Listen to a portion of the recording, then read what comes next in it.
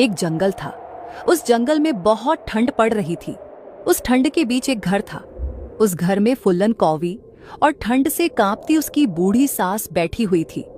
फूलन अपनी सास पर बहुत अत्याचार करती थी। क्यों रे बुढ़िया, यहीं बैठी रहेगी क्या पूरा दिन? बर्तन अपने आप धुल जाएंगे। ये घर तेरे बाप का नहीं है। उठ और बर्तन मांज। बहू, आज बहुत ठंड है, हाथ सुन्न हो रहे हैं।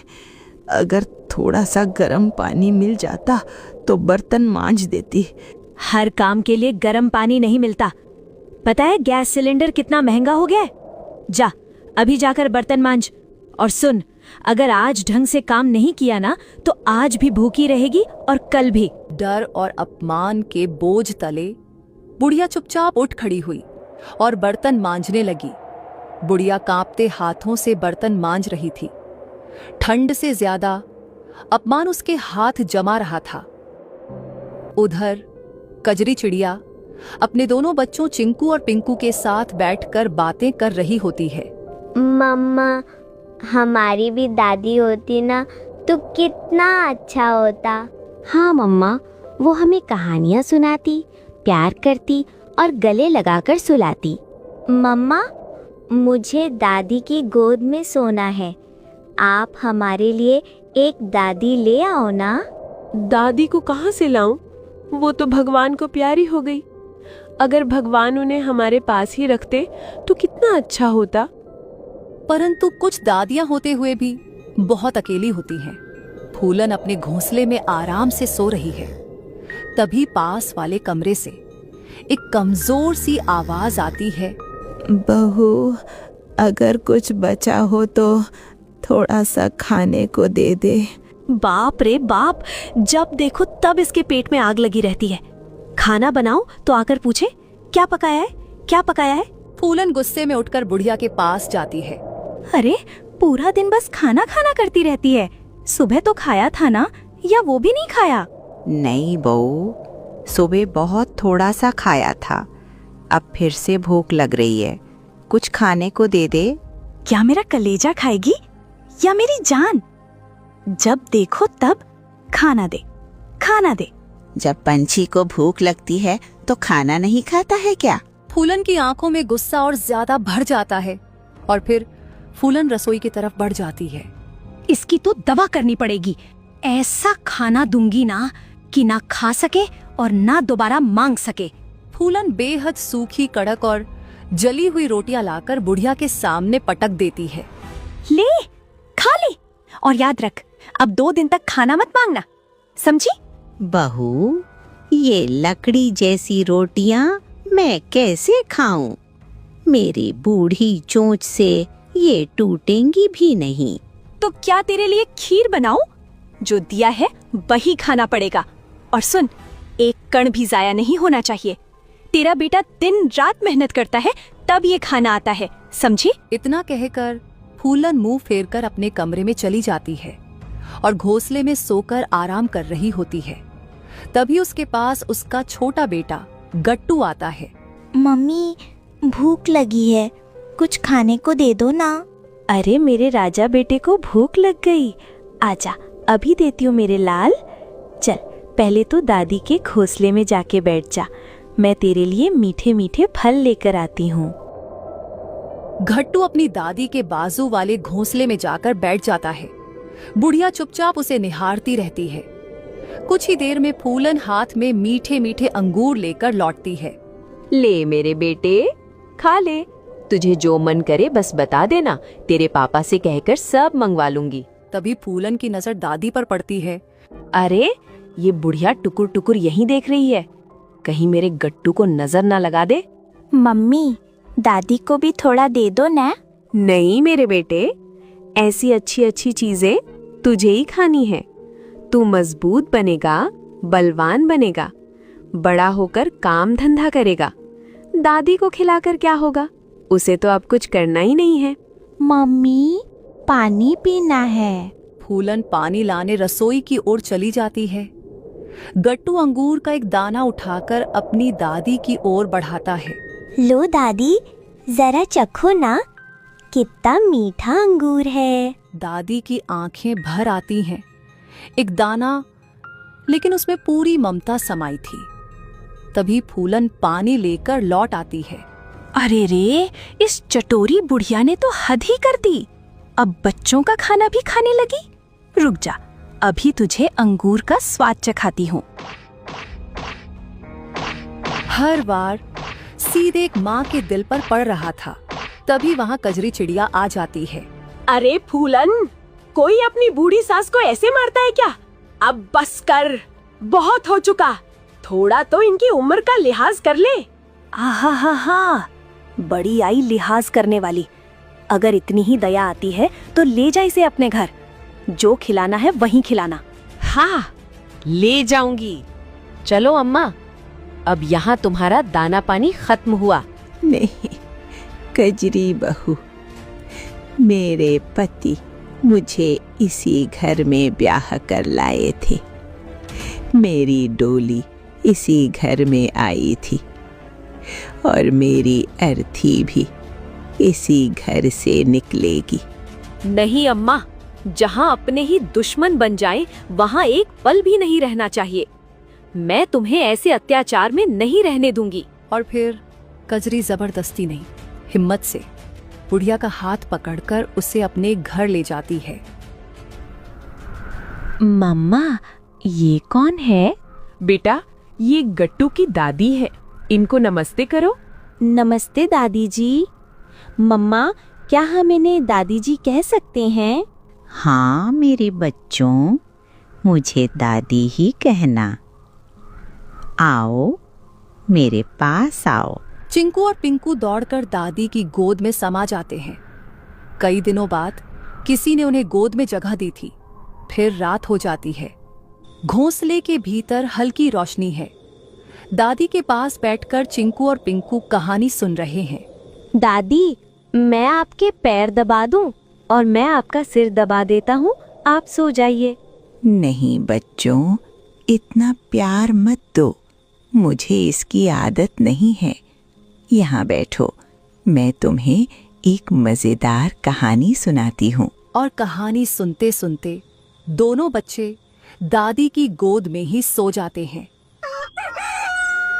और अब सुबह हो जाती है। कजरी उठकर बाहर की ओर देखती है। अम्मा, मैं बाहर से थोड़े फल लेकर आती हूँ। तभी चंपा चाची वहाँ आ जाती है और कजरी से पूछने लगती है। क्योरी कजरी, कहाँ जा रही है? और ये नया कौन आया है? ये गट्टू की दादी हैं चंपा चाची। इनकी बहू फूलन इनकी पिटाई कर रही थी। मैं इन्हें अपने घर ले आई। अच्छा किया कजरी। आज की नई पीढ़ी में बड़ों की इज्जत कहाँ बची है? कुछ कहो तो मुंह नोचने दौड़ पड़ते हैं। अम्मा, आप और चंपा चाची बातें कीजिए। काफी दिनों बाद आपको अपनी उम्र की संगत मिली है। मैं फल लेकर आ जाती हूँ। मम्मा, मैं भी आपके साथ चलूं? घर में बैठे बैठे बोर हो गया हूँ। पिंकू कजरी की बात ना मानते हुए जिद करने लगता है। अरे ले जाना साथ। साथ जाएगा तो कुछ नया सीखेगा। बच्चों को भी नया अनुभव चाहिए। लेकिन चाची, बाहर ठंड बहुत ज्यादा है। अरे कुछ नहीं होगा, हमारे बच्चे तो ठंड में भी नंगे घूमते थे। आजकल की माएं बच्चों को खुद अपाहिज बना रही हैं, इतना लाड़ प्यार कर रही हैं। कजरी चंपा चाची के सच्चाई भरे ताने ना सुनने पड़े, इसलिए पिंकू को साथ में लेकर आसमान की तरफ उड़ पड़ती है। मम्मा, मुझे बहुत ठंड लग रही है। मम्मा, अब मुझे जल्दी से घर जाना है। तो ऐसा ही करता है, तुझे बाहर जाने की जल्दी होती है और तुझे घर जाने की भी जल्दी होती है। कजरी जल्दी जल्दी से फल लेकर पिंकू के साथ घर लौट रही होती है। तभी रास्ते में घना कोहरा छा जाता है। मम्मा, ये क्या धुएं जैसा है? मुझे डर लग रहा है। इसीलिए ही तो मना कर रही थी तुम्हें। अब देखो कोहरा छा गया ना। मम्मा, मुझे इस कोहरे से डर लग रहा है। मुझे कुछ ठीक से दिखाई भी नहीं दे रहा। मेरे पीछे पीछे उड़ते रहो, वरना कोहरे में खो जाओगे। पिंकू अपनी माँ को देखते हुए पीछे पीछे उड़ रहा था। तभी पिंकू पीछे मुड़कर देखता है कि पीछे कितना कोहरा है। अरे, पीछे भी इतना घना कोहरा है। मुझे तो ये नजारा देखकर डर लग रहा है। जैसे ही पिंकू ने आगे मुड़कर देखा तो उसकी माँ कजरी गायब हो चुकी थी। पिंकू घबराहट में चिल्लाने लगता है, मम्मा मम्मा तुम कहाँ हो? मुझे दिखाई क्यों नहीं दे रही? मुझे डर लग रहा है। इस तरह से पिंकू कोहरे में खो जाता है। दूसरी तरफ कजरी के घर से चंपा चाची चली जाती है और चिंकू सो जाता है। तो अकेली पड़ी गट्टू की दादी सोचने लगती है, आखिर मेरी बहू मेरे साथ ऐसा बर्ताव क्यों कर रही है और मेरा बेटा बोंडू भी मेरे खिलाफ हो गया है, जिसको मैंने अपनी कोख से जन्म दिया और पाल पोस कर बड़ा किया। वो बेटा भी माँ का न होकर बहू का हो गया। तभी गट्टू की दादी अपने अतीत में सरक जाती है और अतीत में उसे वह सब दिखाई देता है जो उसने अपनी बूढ़ी सास के साथ किया था। और यह सब छोटा बेटा बोंडू देख रहा था। देख बुढ़िया, मैं खेत में काम पर जाती हूँ। जब वापस लौटूं तो घर का सारा कामकाज हो जाना चाहिए, समझी? माँ, दादी काम नहीं कर सकती है। कल भी काम करते करते उनकी सांस फूल गई थी। इनको काम मत बताओ। अरे चुप मर बोंडुआ, तुझे समझ में नहीं आएगा क्या? तेरी दादी खाना नहीं खाती है? खाना खाना है तो काम भी करना ही होगा। गट्टू की दादी ने जब अपने अतीत की यह घटना देख ली तो उसको एक बड़ा झटका लगा। अरे रे, मुझसे कितनी बड़ी गलती हो गई। बच्चे संस्कार बड़ों को देखकर सीखते हैं। कहने से या ऑर्डर देने से उनमें संस्कार नहीं आते। और आज मेरा छोटा गट्टू भी यही सब कुछ देख रहा है। वो भी ऐसे ही गलत संस्कार सीख रहा है। दूसरी तरफ कजरी पीछे मुड़कर देखती है तो पिंकू गायब था। अपने बच्चों को ना देखकर कजरी घबरा जाती है और पिंकू को आवाज देने लगती है, पिंकू, मेरे बेटे, मेरे लाल, कहाँ हो तुम? परंतु कोहरा इतना ज्यादा था कि कजरी को ना तो पिंकू दिखाई दिया और ना ही पिंकू की आवाज सुनाई दी। उसने पिंकू को बहुत ढूंढा, लेकिन पिंकू उसे कहीं भी नहीं मिला। वह थक हार कर अपने घर वापस लौट आती है। क्या पिंकू कहीं गुम हो गया है? क्या बाहर इतना ज्यादा कोहरा है? अम्मा, मुझे बहुत घबराहट हो रही है। अगर पिंकू ज्यादा देर तक बाहर रहा तो ठंड के कारण जम जाएगा और मर जाएगा। मुझे जल्द से जल्द कुछ करना होगा। अरे चिंता मत कर, मैं जाकर देखती हूँ। कहीं बैठ गया होगा किसी डाली पर। लेकिन अम्मा, बाहर बहुत ज्यादा ठंड है और कोहरा भी बहुत ज्यादा घना है और तुम्हारी उम्र भी बहुत हो चुकी है। अरे ठंड में काम करना तो मेरी आदत है। ऐसी तो कई सर्दियां और कोहरे देख लिए हैं मैंने। तुम मेरी चिंता मत कर, अभी ढूंढ कर लाती हूँ तेरे बेटे को। ऐसा कहकर गट्टू की दादी उड़ती हुई निकल पड़ती है। कोहरा घना था और ठंड भी बहुत ज्यादा थी। पिंकू, बेटा पिंकू, कहाँ हो तुम? कहाँ हो सकता है ये लड़का? शायद फल वाली घाटी के आसपास ही कहीं होगा। गट्टू की दादी ने फल वाली घाटी में सभी जगह देख लिया। अब तो गट्टू की दादी के पंख भी ठंडी से जमने लगे थे और पंखों को हिलाते हुए भी दर्द हो रहा था। ओहो हो, लगता है मेरा खून जमने लगा है। मैं ठीक से उड़ क्यों नहीं पा रही हूँ? मुझे अब घर चले जाना चाहिए, वरना मैं भी मर जाऊंगी। तभी गट्टू की दादी को एक डाली पर धुंधली सी आकृति दिखाई देती है। अरे शायद वहाँ पर कोई बैठा हुआ है। पास जाकर देखती है तो गट्टू वहाँ पर ठंड से कांपते हुए बैठा था। दादी को देखते ही उसकी आंखें भर आई। दादी, मैं गुम हो गया था। मम्मा कहाँ है? मैं उड़ नहीं पा रहा, मेरे पंख जम गए हैं। अब घबराने की कोई बात नहीं है। मैं आ गई हूँ चिंकू बेटा। मैं तुझे अपने शरीर की गर्मी देती हूँ। आ मेरे पास आकर बैठ जा। पिंकू दादी से सटकर बैठ जाता है। उसे गर्मी मिलने लगती है, लेकिन दादी का शरीर और भी ठंडा होता जा रहा था। जो गर्मी बच्चे को बचा रही थी, वही ठंड दादी की जान ले रही थी। दूसरी ओर कजरी का बेटा खो गया। ये खबर जंगल में आग की तरह फैल जाती है। फूलन को भी अब बात पता चली तो वह अपने पति बोंडू से कहने लगी, देखा, तुम्हारी माँ कितनी पनौती है।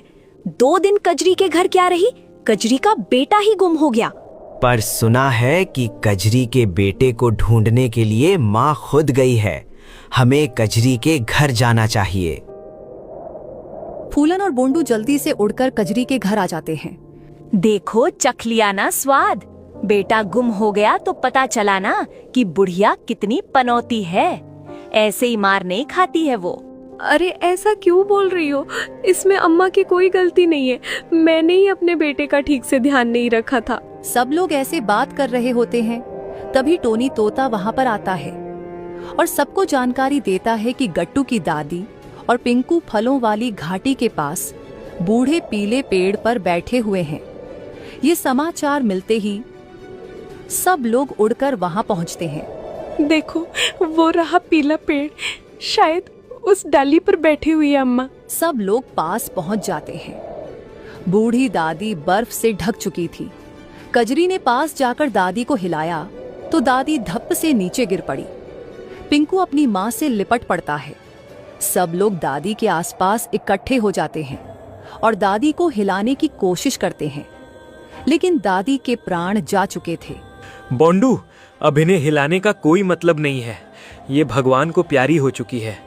कजरी, तुम पिंकू को लेकर जल्दी से घर पहुंचो, वरना इसकी भी तबीयत बिगड़ सकती है। कजरी पिंकू को लेकर जल्दी से घर पहुंचकर पिंकू को गर्म कंबल में लपेट लेती है। दूसरी तरफ बोंडू अपने बड़े भाई कालू को भी बुला लेता है। सब लोग मिलकर दादी को लेकर श्मशान जाते हैं और उसकी अंतिम क्रिया पूरी कर देते हैं। अब इस घटना को 2 दिन बीत चुके थे। देखो कालू भैया, मैं तुम्हें माँ के इस घर में कोई हिस्सा नहीं दूंगा। तुम्हारे पास तो तुम्हारा अपना खुद का घर है, मेरे पास सिर्फ यही एक घर है। हिस्सा कैसे नहीं देगा बोंडुआ? मैंने अपना घर खुद की कमाई से बनाया है और ये घर तो हमारे पिताजी का है। इसमें मेरी भी आधी हिस्सेदारी है। तभी बोंडू को गुस्सा आ जाता है और डंडा लेकर अपने बड़े भाई कालू को मारने लगता है। घर के कोने में बैठकर बोंडू का बेटा गट्टू यह सब देख रहा था और धीमी आवाज में बोल रहा था, भाई यदि हिस्सा लेने आए तो इसे मारना है। माँ जब बूढ़ी हो जाए तो उसे घर से बाहर निकाल देना है। गट्टू जो देख रहा था वही सब सीख रहा था और वैसे ही संस्कार, या कहो कि वह कुसंस्कारों से संस्कारित हो रहा था।